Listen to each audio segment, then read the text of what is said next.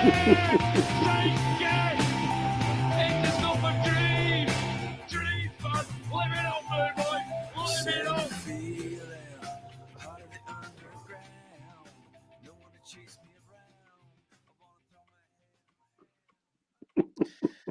everybody, it's the Noisy Neighbors live stream. I am the host today, Molv, joined by a special guest. Very excited to have the man who famously asked, "Where do you go from here?"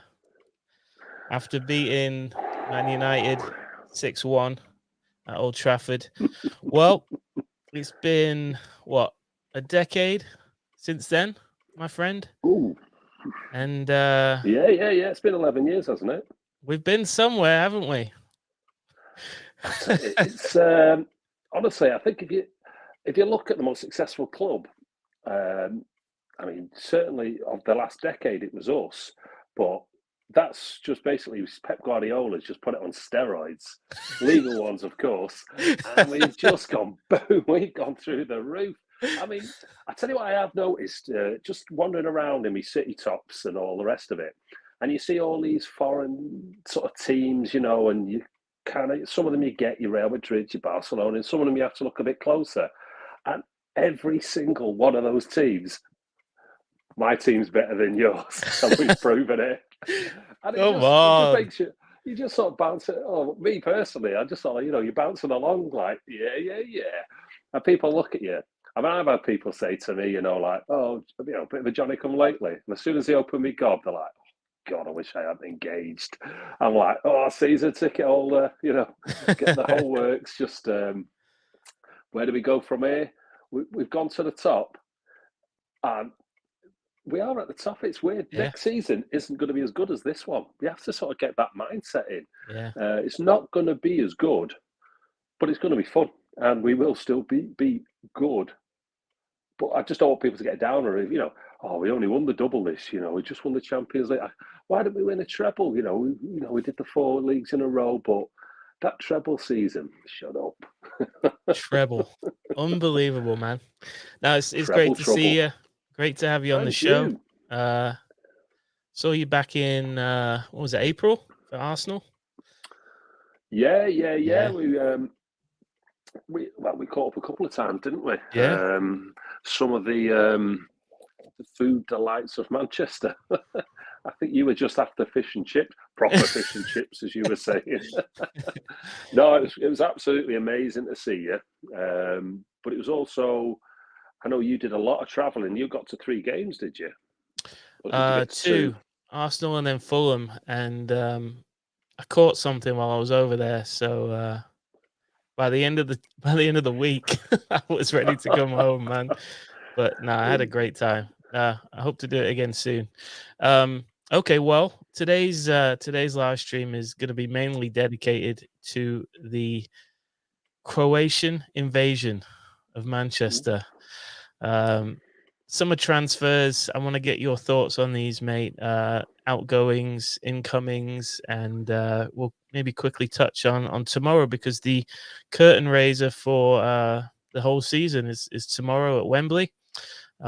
So let's start with, and obviously we'll get to some of the folks in the chat. If you have any questions for Walter, drop them in. We'll probably, if you don't mind saving them for just a little bit, we'll get them towards the end. But thank you all for watching. Thanks for your comments in the chat. We will be reading them.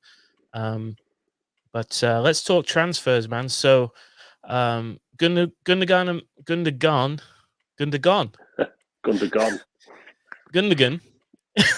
and Riyad Mahrez have departed this summer, mate. Do you reckon it was the right time for them to go? Do you think City should have done more to keep them about? And part 2, will you remember them as legends at Manchester City? Let's start with İlkay Gundogan. It's a difficult one, just for the simple reason being heart and head. Do you know what I mean? Heart said we should have just kept hold of him, but my head said, well, he was 32, 33, and he's given us his best years.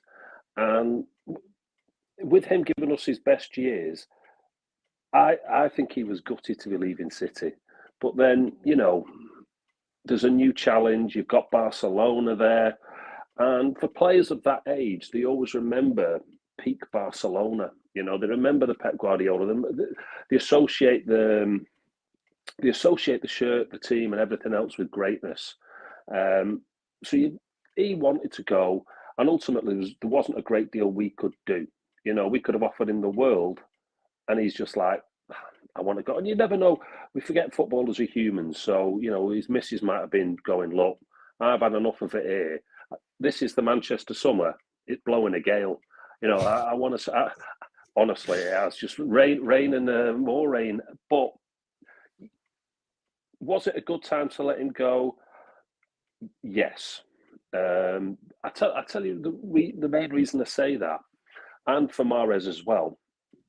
I want Pep when he leaves us.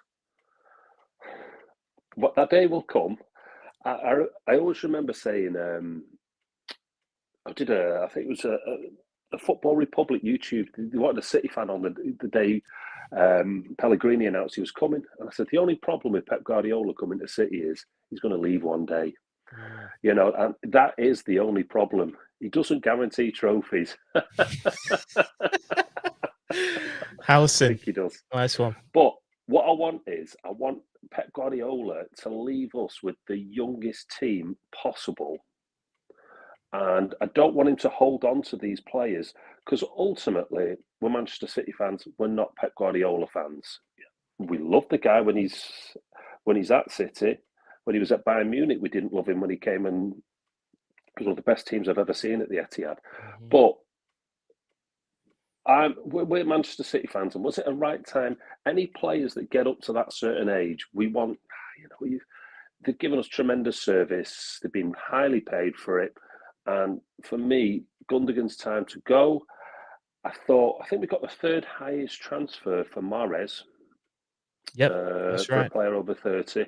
Yep. So you're looking at, we did well out of that. I mean, we bought him for 60 million and sold him for 30. When obviously he wanted to go play in Saudi Arabia, and I'm not one of these that turns around and goes, "Oh, it was all about the money," because that's what everybody probably says about the Premier League. Oh, they're only going there because it's the money, etc., etc. They only signed for City for the money. It's for me, yes, Gundogan. It was the right time to. It was absolutely heartbreaking. Is he going to be a legend? There's a couple of reasons why. The first thing that jumps in my head. I think so. I told him, pick up the runners. Pick up the runners. You fucked it. Gundogan's just running away like this. I told them to pick up. I'm sure they were listening to your YouTube, stream at the time, mate. Karma. And I tell you what, for them goals against Villa as well, mm-hmm. We were all sat there at the Etihad, and honestly, we all thought we were going to win and win comfortably. It was almost a repeat. I'm just looking up here now. The telly's on. United's goalkeeper's got lobbed from the halfway line. Welcome to Manchester. Welcome. Sorry. Check that out on Twitter. It's hilarious. So Gundogan is, I don't know why he was sort of perceived as more of a City legend than Mahrez was. Mahrez never, and I've no idea why, he never quite connected. I mean, I ended up for the World Cup. I got a German top with Gundogan 4 on the back. I thought, I'll wear that round town for the lols. And somebody, I said, "Oh, my mother's German." Just made up some excuse. I preferred the Gundogan thing on the back. But I think he'll go down as a City legend. The FA Cup goal certainly helps.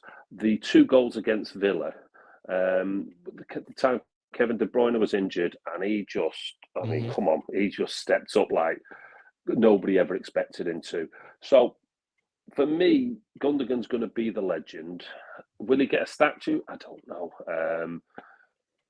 Will he? I tell you what, there's going to be there'll be more statues than fans at that place soon. Already. You know, Already. well, that's, there's only about 6 fans in there anyway. We've got that many statues. So we're here. Just keep pick up the runners. So, but it's just, for me, Gundogan's more of a legend, but I couldn't tell you why. I think just because of those pivotal moments. Yeah. And Mahrez, one touch Mahrez, wasn't it? And you could fire a bullet at him. He'd be like the Matrix, just sort of catching it on his foot, stick his foot right high up. And he'd be like just catching it with his foot. And the other thing I suppose I liked about, I like how a lot of the City players is there's no grief with them. Mm-hmm. Do you know what I mean? You get the odd one. I'm just thinking of Kyle Walker now and seeing the CCTV. But, you do get the odd one that comes out with something stupid. But as a set of players, they seem to be a lot more likeable than previous or other, so we could choose to be a bit more fussy about who we let come to us. Yeah. And the other good thing is, Move, any player that leaves us goes anywhere in the world now is taking a step down. You know what I mean?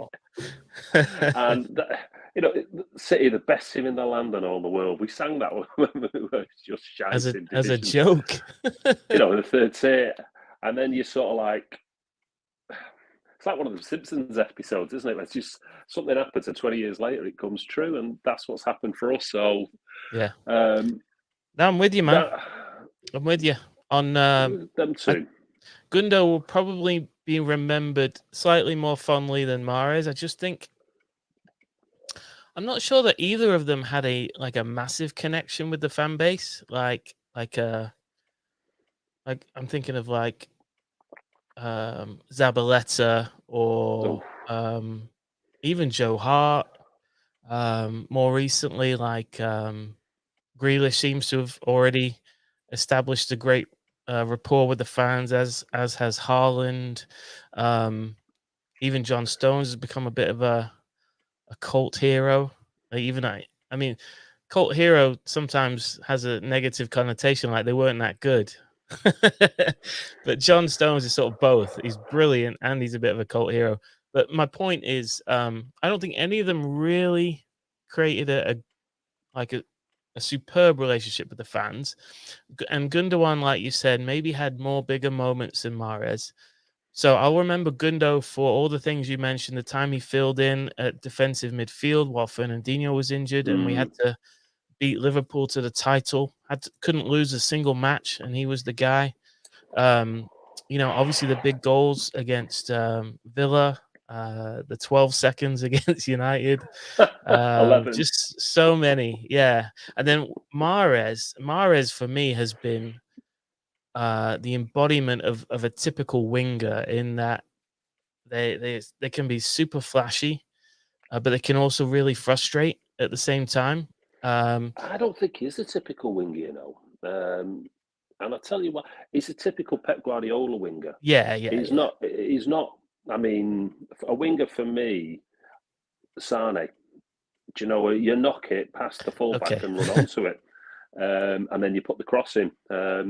It's a typical Pep winger.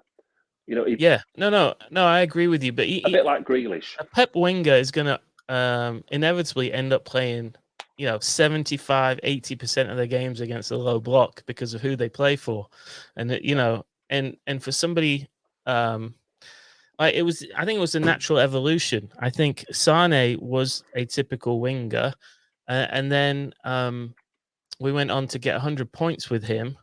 And the rest of the league was like, right, we can't play this way against Man City anymore. We've got to really drop back. Hence, Sane leaves because the space is gone. And in comes that type of winger like a Mahrez who can control the ball a bit more and be more effective against the low block. Anyway, tactical bollocks.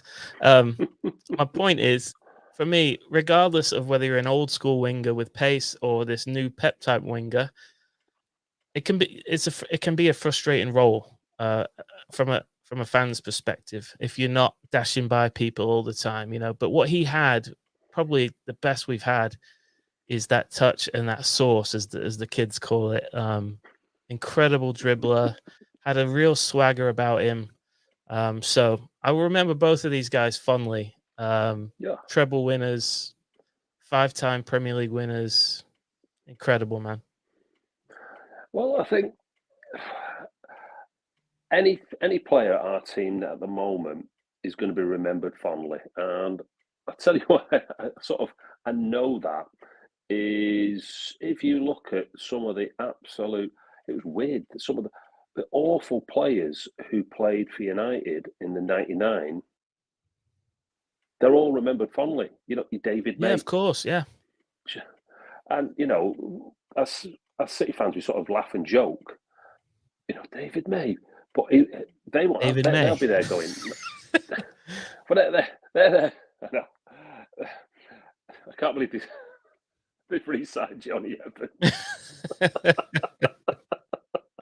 Banter club, man. It's a banter club. But it is. But any player we've got now over the last few years is going to be remembered, unless they're an absolute tool and do something stupid.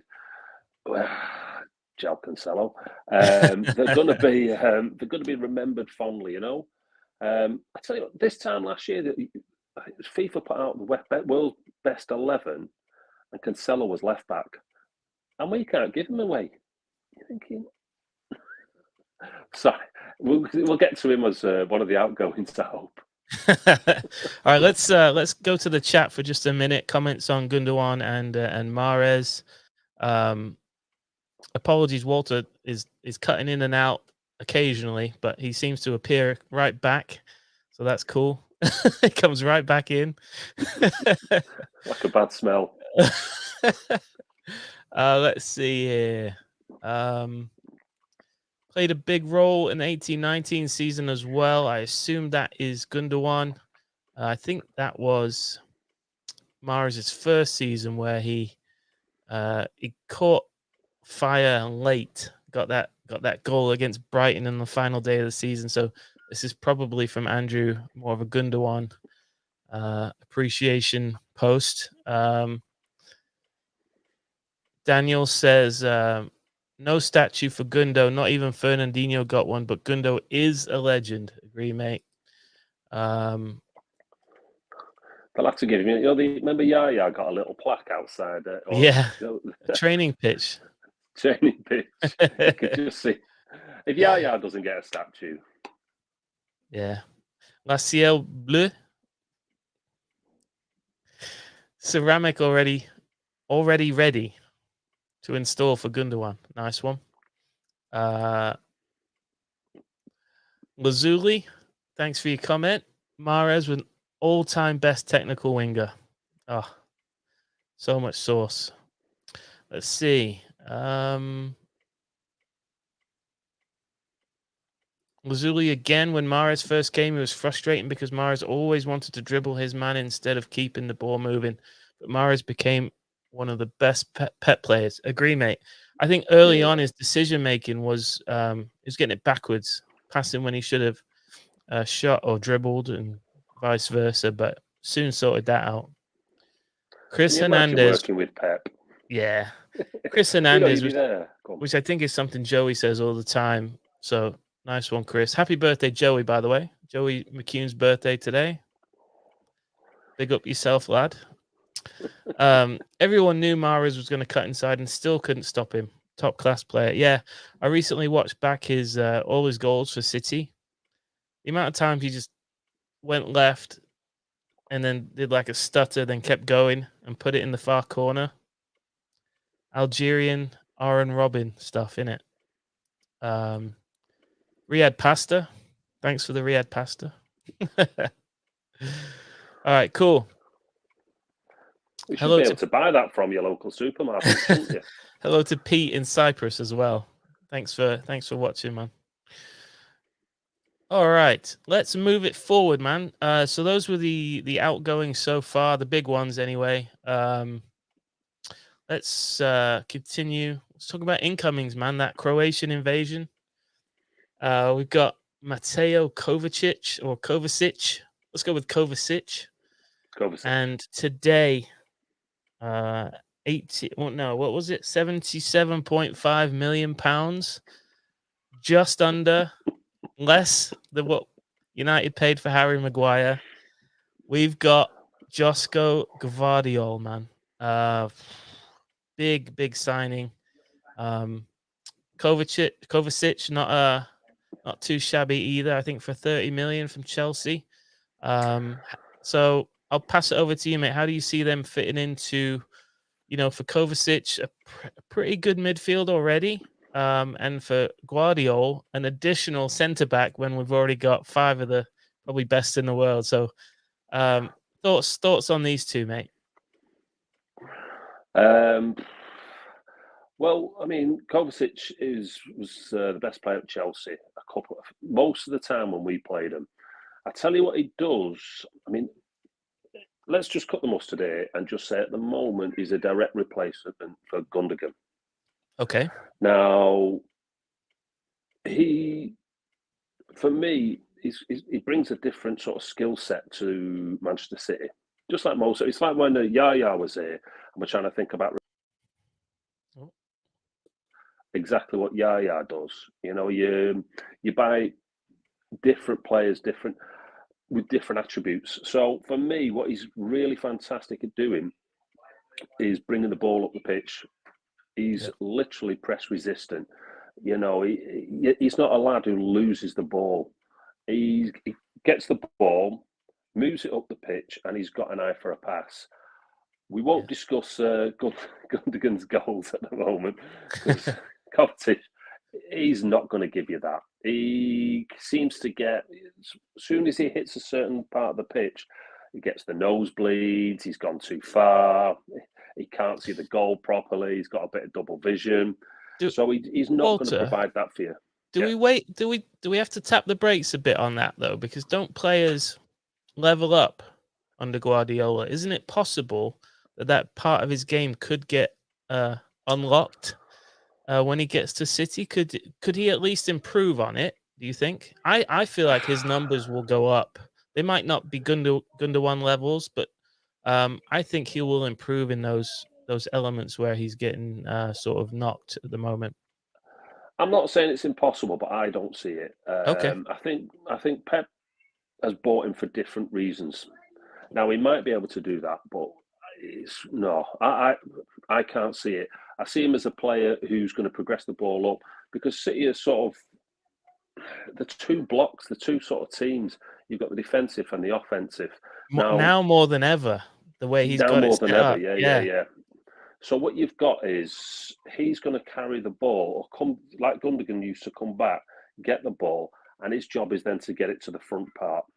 Now, that'll be a rapid transition if he does that, which will hopefully catch a lot of teams. If they, I don't know, for example, if they're in the opposition's in the attacking phase, he's going to sort of I think he's going to be better than Gundogan at doing the quick transition. But I can't see the goals. Okay. Let's get it right. I would love to be proved wrong, but I can't quite see it. But for £30 million, we've had Chelsea's pants down. That's all I know. Okay. And the good thing is, Pep put us in the stratosphere of players want to come to us. They see us as this elite club, and because of that, Gvardiol he's apparently given up all his bonuses. He's quite happy, like Fernandinho did. And what that means is we were able to do some ultimate top berting and get the pricing just below Maguire to make even the club's berting them. And just say, no, mate, this guy's not the most expensive. He's the one I'm excited about. The only person I feel sorry for is Nathan Ake. I can't see where he fits in, but he signed this new contract as well. So you've got Gvardiol, he's there, and he's the one I'm excited about. And I'll give you a couple of reasons why. Okay. Totally press resistant. If you try and press him, he'll go past you. If you try and stop the short passes, he's just going to look. And he's weird. He's a bit of a robot. He's a robot boy. We've got one up front, Yeah, one at the back. made in a lab. Yeah, Made in a lab because he's big, he's strong, he's positionally fantastic. He doesn't get bullied. But the thing that sort of separates him, we've got a few of them like that. We've got Diaz is like that, so he's got them attributes. But then you've also got a guy who can do these six, like Laporte, I suppose, used to do sometimes. But this is a guy who does it on a consistent basis. And the person who's got to be the most excited about that signing, Nathan Ake's probably a bit gutted, is Haaland. Because Haaland loves to run behind defences. So you've got a defender who's just got the ball, the opposition's not quite set up. He's nipping up the pitch, and there's the pass that's going to come from the very back. You're talking about a guy who can pass 60 yards through the eye of a needle from the back, who's perfect in every way defending. To me, honestly, I think City would have broke and made him the world's most expensive defender. But I think they were offering him all sorts. Oh, we'll play you, you keep the proceeds. He's going to give up his signing off package or whatever. And we have every right to, Walter. I mean, we've just done the treble. We'll spend what we want. Am I right? We'll spend what we want. We'll spend what we want. I mean, that's all the other teams ever, all the other narratives and fan bases ever asked for was for teams to earn the money that they spend. Well, if we win the treble, we can spend what we want. So, but the thing is, we're not just. I'm sure we're not far off breaking even so far this season. There's only a few million quid in it, because we've let all manner of players go. For Trafford, who went to Burnley, that's sort of nearly 20 million quid just in the bank. So we're sort of selling off all these players and then just going out and buying one or two absolute beasts. Yep. So no, I didn't mean to start talking about money, but I don't mind this. It's but the thing about, if you look at any football team ever, I mean, you go back to 1920s Huddersfield, you go back to 1930s Arsenal, then you start looking at Liverpool. They were all the ones spending the money to bring in the decent players, and because we're doing it, all of a sudden you've got this kind of moralistic, disingenuous, I would say. You've got. I can't wait. Just as soon as that landed, the BBC comments page, United fans and Liverpool fans, caps lock, all in caps. This is not fair. It's like, hang on a minute. This is just the way football has always been. It's just, we live in the. Well, it is our time, and we live in the age of social media, and with social media comes that. I suppose it's a famous quote in a film, isn't it? Opinions are like arseholes. Everybody's got one, but they can, and now instead they can of just having it down the boozer, they're like, pick up the runners, pick up the runners. Brilliant, man. Let's get some thoughts from the chat on Kovacic. We were corrected in the chat by Josco himself, I believe.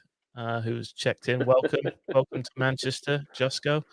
Let's see on how you pronounce his name. Kovacic, I think is what he's given us.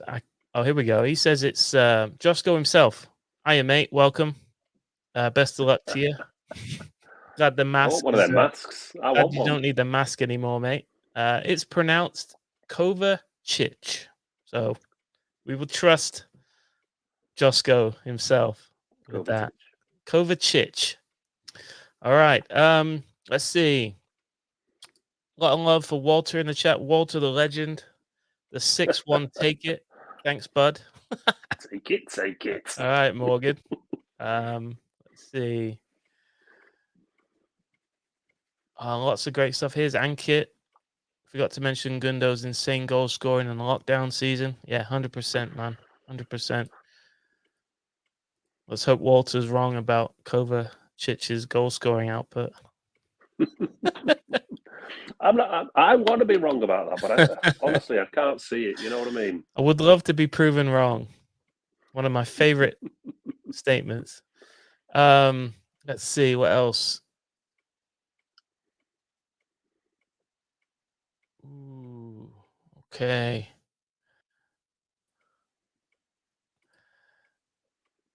They call me Sneed Man.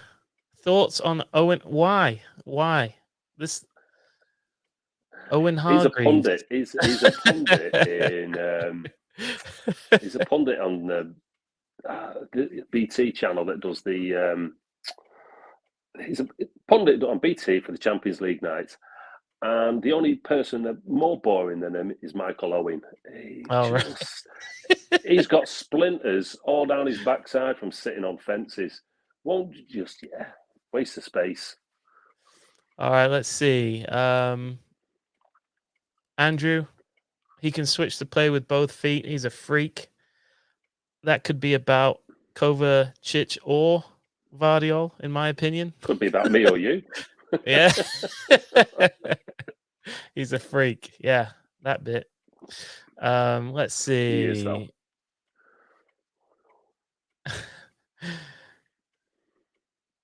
Take it. Yep. That's the man. Morgan says, don't sign Hargreaves. He's injury prone. That is true. That's true. He could never stay fit. We did sign him, do you remember? All right, mate. So yeah, so we've done the transfers, really, man. Can you see City signing anybody else before the window shuts, or anybody going? What are you saying, man?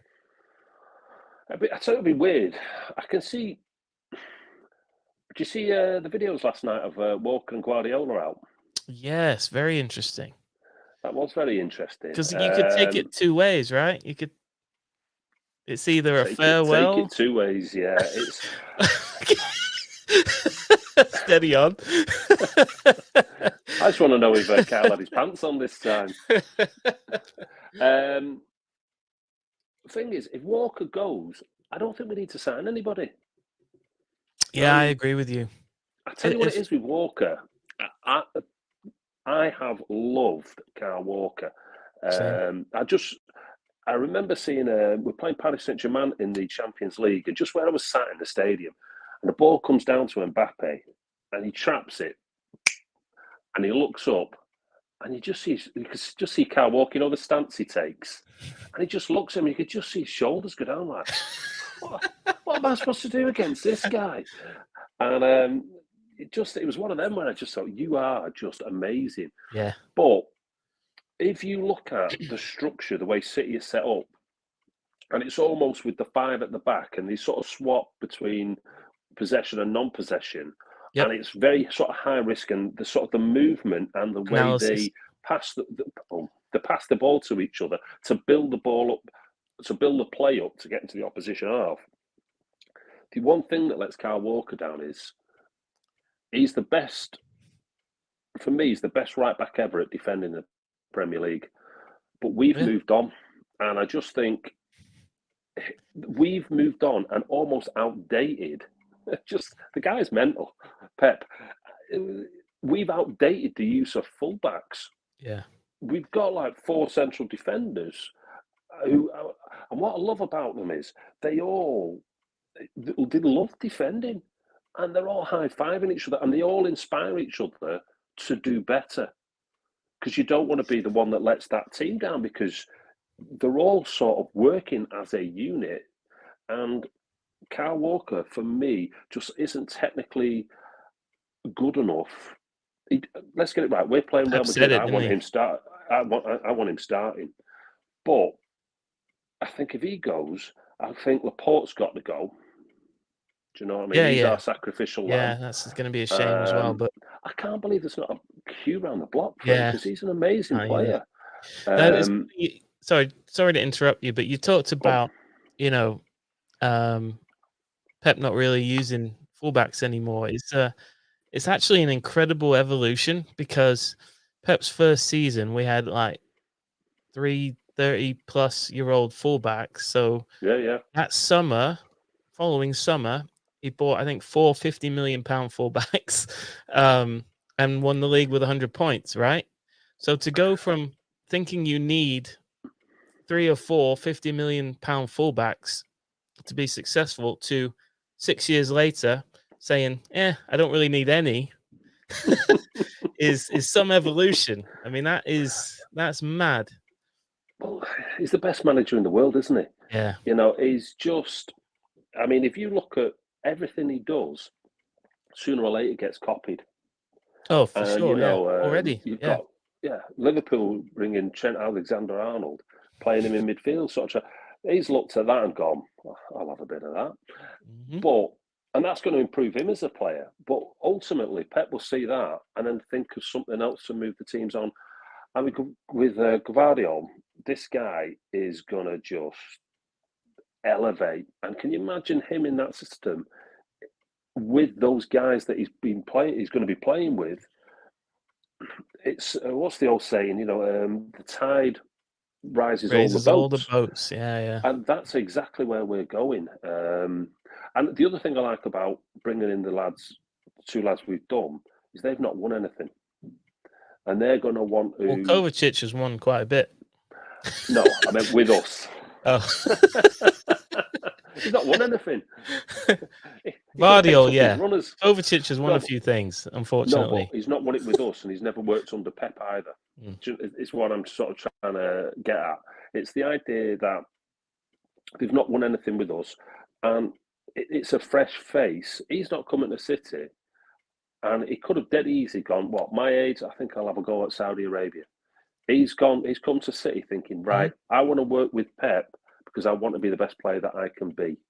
Yeah. And that's why, as I said before, Pep elevates us to the top echelons of players all around the world want to work for this guy. And so it allows us to get players such as Haaland that wouldn't have looked at us unless Pep Guardiola was there.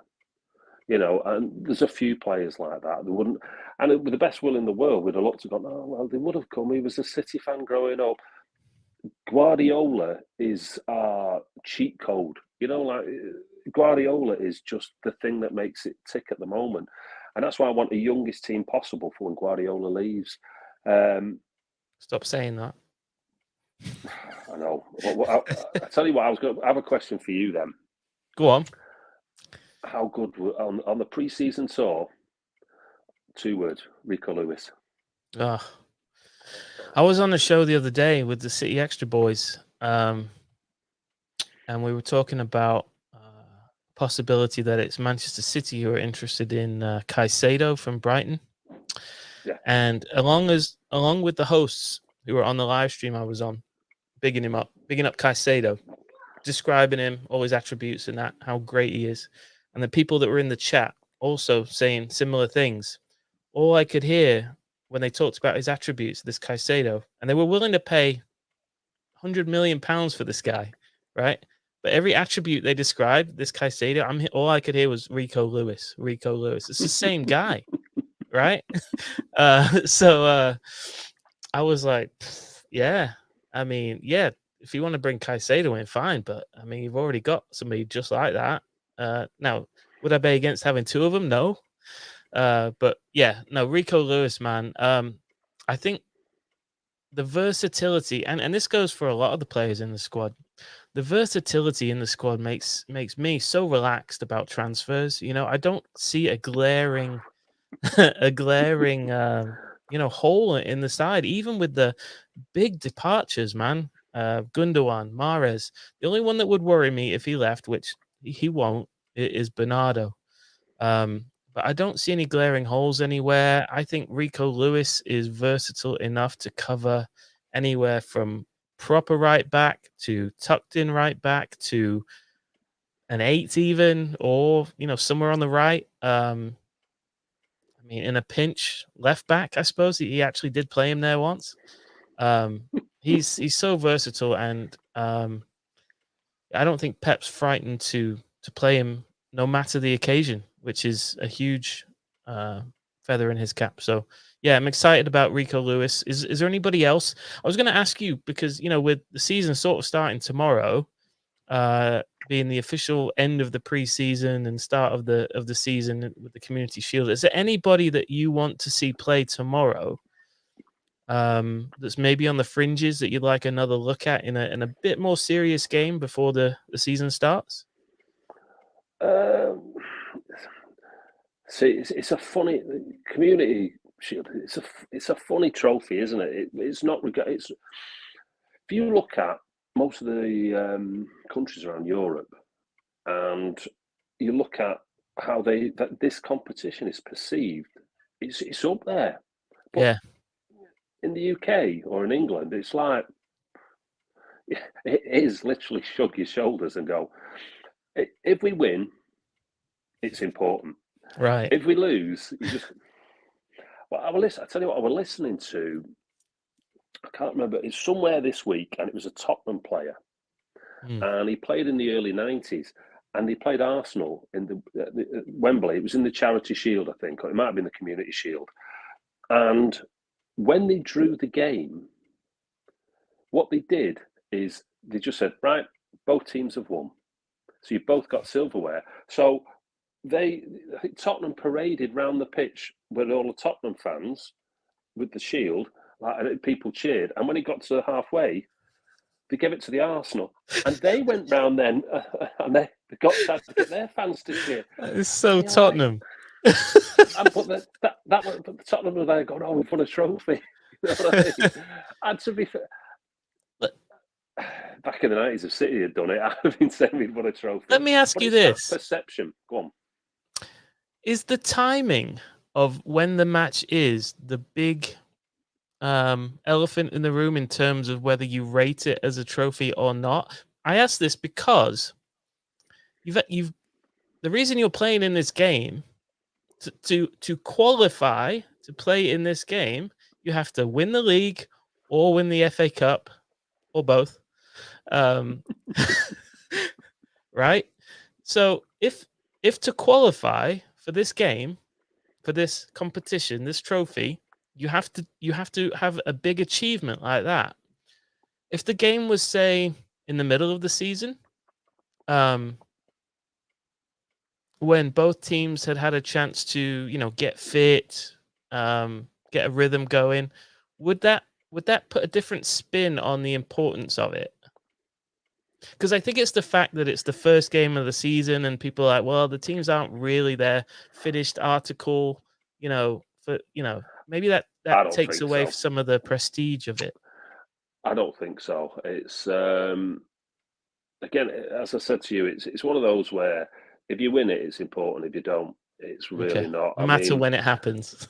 No matter when it happens. I mean, I'm quite giddy about the Super Cup. I'm quite, because we've never done it before.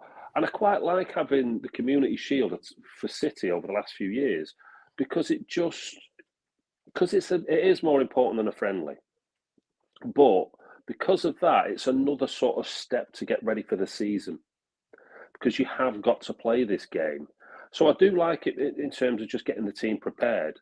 I mean, put it this way: if somebody said, if somebody said you win the Community Shield but you draw at Burnley, will you take that? No, I wouldn't take that. And never mind the loss at Burnley, and I've seen us lose there. But it's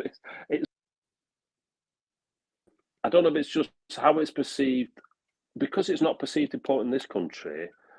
Does that then spread? Does that sort of apathy about it, and because of social media and the way City fans in this country perceive it to be, does that translate over to other parts of the world, such as the United States? No, I think there's a very English attitude towards a Community Shield in the States. That's just my take. People in the chat, let me know. I don't think we think here in the States the Community Shield is. I think there's the same divide that there is in the UK about whether it's that important or not. But I think largely people think it's a friendly.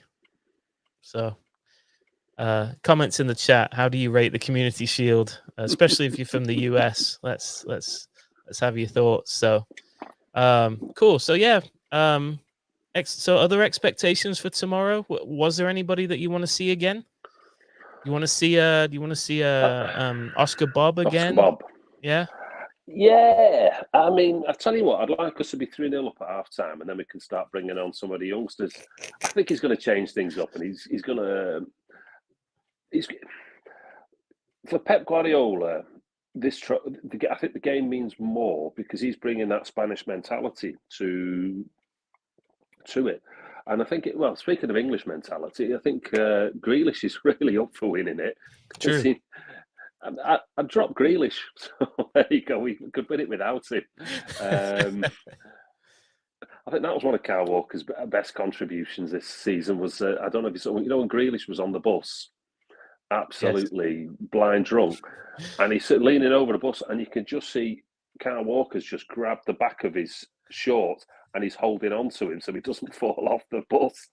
And I was thinking, mate, you deserve a contract extension just for saving Jack Grealish's life. But was there any? I'd like to see Oscar Bob. But I think he's going to start strong. That's my perception. But the problem is, it's like the Matrix, in that you're trying to guess a Pep Guardiola lineup. Start strong, and then after 60 minutes or whatever the backroom physio staff are saying, give this guy 60, give this guy 70. For me, I want them ready for Friday night at Burnley. So it's all about getting the players through, keeping the players fit, giving them the minutes that they need or want, resting whoever needs resting. To quote, it's the holistic approach that I want to be taken to the game, so that we're in the best shape possible for next Friday. All right, cool. Let's go through the chat here. Ellie5 up in Canada says they regard it very highly. That's good to know. So let's see. Anthony Nolan, Pep sees it as the final friendly of the season, hence his team selections. Mark K, Community Shield's a bona fide trophy if you win and glorified friendly if you lose. Yeah. That's what I said. That's the one. Let's see. Tarek, big up Tarek from Shades of Blue Pod. I agree with the placement on the calendar affecting how it's perceived. If it was at the end of the season, it would be a big deal. I agree with Tarek. Well said, mate. Let's see. Ricardo, Community Shield's a critical litmus test. Woo! Science. As City has the Club World Cup, Gvardiol may get 10 minutes. Let's hope so. Andrew W., I'd get the Burnley starting 11 on for the first hour. Yeah, that's a good idea. Again, Tarek's back in, wants to win everything. Good energy, mate. Let's see. All right, cool. Let's wrap this up, mate. One final thing. We've got about 10 minutes. We like to go for an hour, so we've got about 9 or 10 minutes left. Yeah. My last question for you, and I'm interested in the comments in the chat too. Where do you want to see Phil Foden play this season? Earlier, you referenced sort of what is the WM formation, which is 5 attackers, 5 defenders, right? Or it's like a 3-box-3, even whatever you want to call it. Are we now, maybe with the addition of Gvardiol, are we solid enough at the back to be able to play Foden and Kevin De Bruyne in the midfield there? Or do you see this season for Foden again covering out on both wings and not really playing so much in the middle? What do you see, and what do you want to see? I tell you, someone asked me the other day, who's the perfect replacement for Gundogan? And I was like, Phil Foden. You know, they were thinking outside the club and all that, and I just said Phil Foden. For me, would I start him and De Bruyne? Yeah, you know. Okay. Phil Foden is one of those players. He must be an absolute pain in the arse to play against because he's a terrier. Do you know what I mean? He wouldn't give you that minute's rest. You know, he's coming at you. You might do the tackle, but then he's straight on top of you again and again and again. So I'd be looking at. I mean, let's get Phil Foden had quite a serious operation during the season last year and got sort of his appendix out. Oh yeah. And sort of to then start to come back into that sort of system, and you can tell Pep trusted him because the Champions League final, Pep's most important game since he arrived at the club, and De Bruyne goes off, he sticks Foden in the middle. And what I don't want to see is, I want to see Foden given that chance in the middle. I'd like us to sign a winger. Okay. Sane. I'd love Sane back. Yeah, same. But I'd love us to sign even two wingers. I wouldn't be averse to that. You know, because you get a backup for Grealish on the left, and who you can rotate with, and then on the right hand side, you bring in whoever you want to bring in, and you can rotate with either Silva or do we want to give Palmer and Oscar Bob this chance?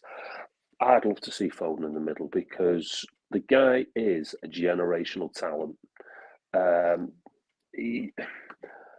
He's one of those players, and what I love to see, he gets the ball, and even as a fan, you don't know, is he going to go left or right? Is he going to go quick, going to go slow? Is he going to play that pauser? Is he just going to knock it and run? He's got a full, it's like a Swiss Army knife of just tricks that he can just pull out. And you don't know as a defender, it must be an absolute nightmare. I mean, he scored a goal from the right wing against Newcastle last season, which was just beautiful. You know, it was up there with anything that Mahrez has done, you know, for us. It was just sort of that type of goal. So can he do it there?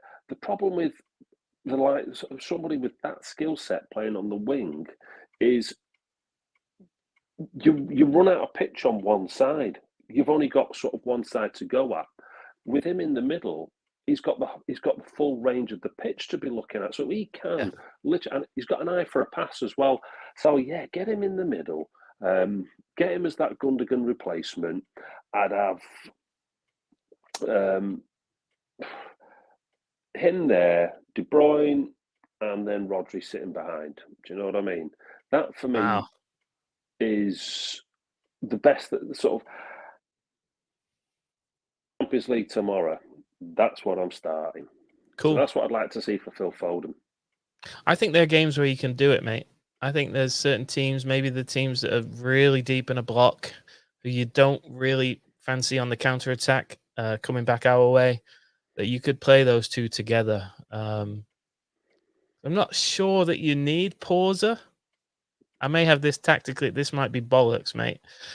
Coming from me, chances are high, but I feel like Pauser is more when the game is a bit more stretched. I think you maybe go all guns blazing against a low block, and having Foden and De Bruyne in there, like you said, picking passes, having the whole pitch to turn and look about. Well, I agree. Let's see what this bring. I mean, go on. Okay, we'll look at that. It's that I really like is the idea of him in the middle with. I mean, it's almost like. Do you remember you used to get the TVs and they were like this sort of shape? 4-3 is what we call it. And then the next thing you know, you got this big wide screen. And that's almost what it's like for Phil Foden. He's been playing when he's on the wing with these sort of small TVs. Now he's there with his 65-inch, widescreen smart TV, and he's ready to roll, and he can just, it's made for him. He's a generational talent. All right. Well, I think people agree with you in the chat. Saul Goodman, I believe Foden can be a real game changer in the middle, can even take the void that Gundogan left. Yeah, as you said. Mark, Phil next to KDB doesn't give us that pauser in the attacking portion of our midfield. I think that's fair. Although I do, like I said, I think there's games where you can get away with it. Let's see. Supreme. I don't want to see Foden on the bench for any game. Yeah. I agree. Just left out completely. Let's get him out there.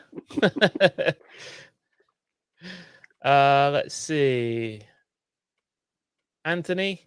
Phil can't play down the left anymore with Jack as good as he is. So through the center it is. Okay. I do agree. Grealish is clear on the left, man. I mean, hopefully he stays fit. Let's see.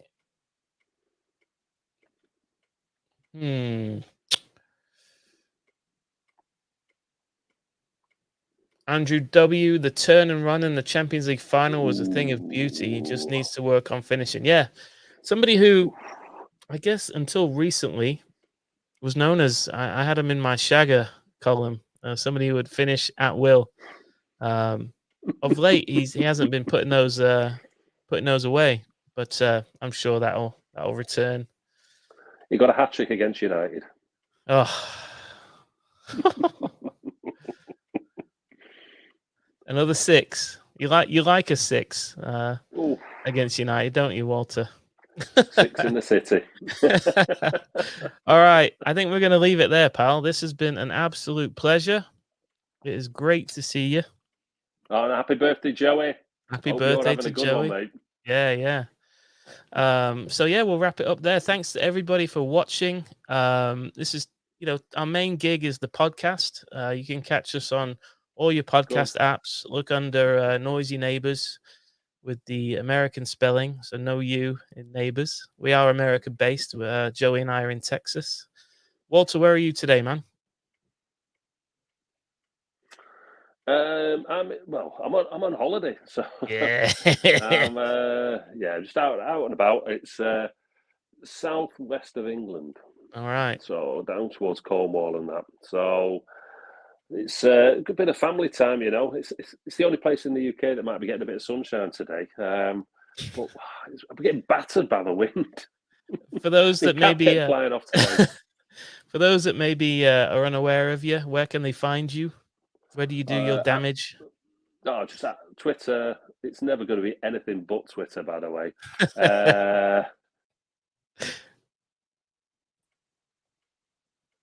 Say it again, because you dropped out for a second. Right, no worries. At Man City Smith. All right, yes. Again, a pleasure, mate. We'll do this again, yeah? Maybe Joey can have you as a guest next time. Be cool. Oh, it'd be a pleasure to speak to him. He's a class. He's a legend. He is. As are you, mate. And thanks everybody in the chat. Our season preview podcast is out again at Noisy Neighbors Podcast. Check that out on all your podcast apps, and we'll be back again on a live stream soon. So until next time, up the Blues, yeah? Up the Blues.